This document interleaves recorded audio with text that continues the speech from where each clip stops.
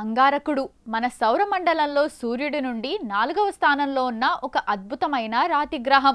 ఆకాశంలో ఎరుపు రంగులో ప్రకాశిస్తూ కనిపించడం వల్ల దీనిని ఎరుపు గ్రహం అని పిలుస్తారు.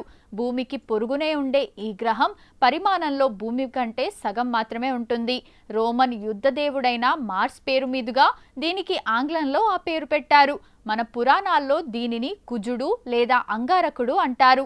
ఒకప్పుడు ఇక్కడ నీరు ప్రవహించిన ఆనవాళ్లు ఉండటం వల్ల భూమి తర్వాత జీవం మనుగడ సాగించటానికి అత్యంత అనుకూలమైన గ్రహంగా శాస్త్రవేత్తలు దీనిని భావిస్తున్నారు. భూమిలాగే దీనికి కూడా ధ్రువ ప్రాంతాల్లో మంచు కప్పులు, పగలు రాత్రి చక్రం, దాదాపు 24.5 గంటలు మరియు ఋతువులు ఉంటాయి. ప్రస్తుతం ప్రపంచవ్యాప్తంగా ఉన్న అంతరిక్ష సంస్థలు నాసా, ఇస్రో వంటివి రోవర్లు, ఆర్బిటార్ల ద్వారా ఈ ఎర్రగ్రహంపై ముమ్మరంగా పరిశోధనలు సాగిస్తున్నాయి. భవిష్యత్తులో మానవుడు అడుగుపెట్టబోయే తదుపరి ప్రపంచం ఇదే. అంగారకుడిని రెడ్ ప్లానెట్ అని పిలుస్తారు. దీని ఉపరితలంపై ఐరన్ ఆక్సైడ్ అధికంగా ఉండటం వల్ల ఈ గ్రహం మనకు ఎరుపు రంగులో కనిపిస్తుంది. ఇది భూమి కంటే పరిమాణంలో దాదాపు సగం ఉంటుంది. భూమిలాగే ఇది కూడా ఒక రాతి గ్రహం. దీనిపై లోయలు, ఎడారులు మరియు మంచుతో కూడిన ధ్రువ ప్రాంతాలు ఉన్నాయి. అంగారకుడిపై వాతావరణం చాలా పల్చగా ఉంటుంది. ఇందులో 95% కార్బన్ డయాక్సైడ్ ఉంటుంది. వాతావరణం పల్చగా ఉండటం వల్ల ఇది సూర్యుడి వేడిని పట్టి ఉంచలేదు. అందుకే ఇక్కడ సగటు ఉష్ణోగ్రత -62 డిగ్రీల సెల్సియస్ వరకు పడిపోతుంది. చాలా చల్లని గ్రహం. సౌరమండలంలోనే అత్యంత ఎత్తైన అగ్నిపర్వతం అంగారకుడిపై ఉంది. ఇది మన ఎవరెస్ట్ పర్వతం కంటే దాదాపు 3 రెట్లు పెద్దది. ఇది ఒక భారీ లోయల వ్యవస్థ. అమెరికాలోని గ్రాండ్ క్యాన్యన్ కంటే ఇది చాలా రెట్లు పెద్దది మరియు లోతైనది.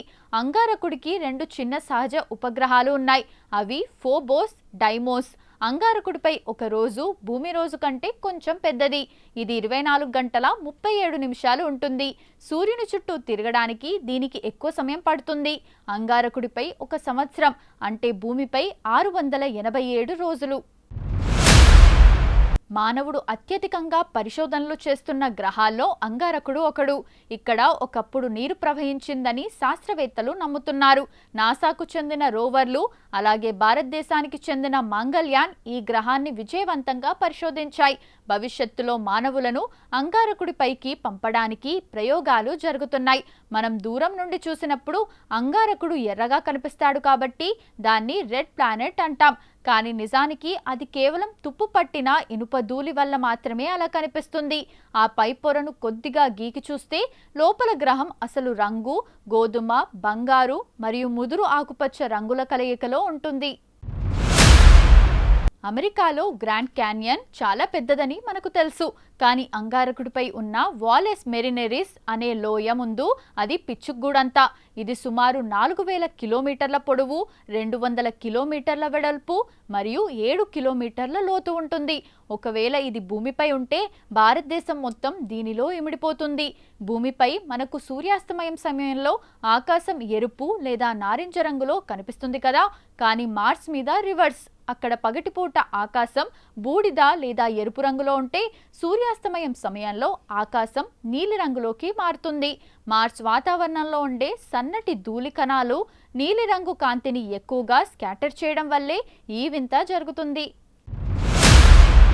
అంగారకుడిపై గురుత్వాకర్షణ శక్తి భూమి కంటే 62% తక్కువగా ఉంటుంది. ఉదాహరణకు భూమిపై మీ బరువు 100 కిలోలు ఉంటే మార్స్ మీద మీ బరువు కేవలం 38 కిలోలు మాత్రమే చూపిస్తుంది. అలాగే మీరు భూమిపై కంటే అక్కడ 3 రెట్లు ఎత్తుకు ఎగరగలరు. ఇప్పుడు ఎడారిలా ఎండిపోయి కనిపిస్తున్నప్పటికీ ఒకప్పుడు సుమారు 4 బిలియన్ల సంవత్సరాల క్రితం అంగారకుడిపై భూమి కంటే ఎక్కువ శాతం నీరు ఉండేదని శాస్త్రవేత్తలు నమ్ముతున్నారు. అక్కడ జీవం కూడా ఉండవచ్చని భావిస్తున్నారు. ఇప్పుడు కూడా మార్స్ ఉపరితలం కింద ధృవాల వద్ద మంచు రూపంలో భారీగా నీరు దాగి ఉంది. ఇప్పటి వరకు మానవులు మార్స్ పైకి పంపిన రోవర్లు, ల్యాండర్లు మరియు క్రాష్ అయిన స్పేస్ క్రాఫ్ట్ల వల్ల అక్కడ దాదాపు 7000 కిలోల కంటే ఎక్కువ మానవ నిర్మిత వ్యర్థాలు పేరుకుపోయాయి. అంటే మనం ఇంకా అక్కడ అడుగు పెట్టక ముందే మన చెత్తను అక్కడికి చేర్చేశామన్నమాట. మొదట్లో గ్రహం చుట్టూ తిరుగుతూ పైనుంచే ఫోటోలు తీసే ప్రయోగాలు జరిగాయి.